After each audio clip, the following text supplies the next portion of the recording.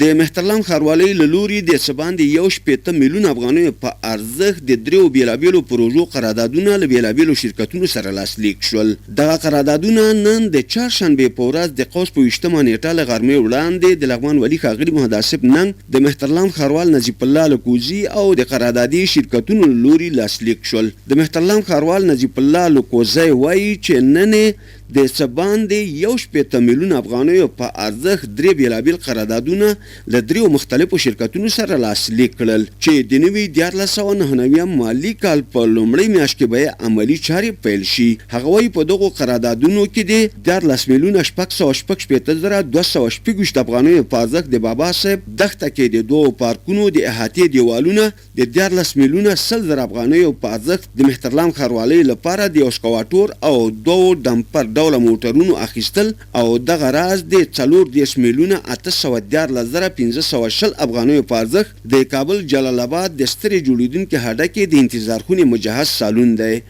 درې عمده قراردادونه د محترلام ښاروالۍ د بودیجې نه چې د 1499 کال لپاره به د دې عملي چارې شروع کیږي، یعنی د جدي د اول نه به د عملي چارې شروع سي. دا قراردادونه یو د بابا صاحب په دښته کې 2 پارک دي چې دا به جوړیږي چې مجموعي هزینه یې 14.8 میلیونه افغانۍ ده.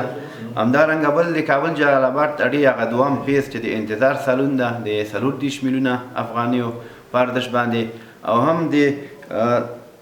14 میلیونه افغانیو په ارزښت باندې د ښاروالۍ دپاره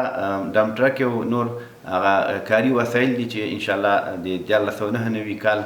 په اوایلو کې به خریداري کیږي، او دا د نن قراردادونه هم داسې چارې به عملاً شروع سي. ورته مهال د لغمان والي ښاغلي محمد آصف ننګ قرارداد اخیستونکو شرکتونو ته لارښوونه وکړه چې ژر دې په پوره کیفیت او د قرارداد مطابق ټولې چارې مخته یوسي. هغه دغه راز د محترلام ښاروالۍ له مسؤلینو هم مننه وکړه چې د رغنیزو چارو په برخه کې هڅې ګړندۍ روانې دي. بل لور ته بیا د دغو پروژو 3 واړو قرارداد اخیستونکو شرکتونو مسؤلینو ډاډ ورکړ چې په پوره ژمنتیا او صداقت سره به چارې مخته وړي او په ټاکل شوي وخت به خپل کارونه بشپړ کړي.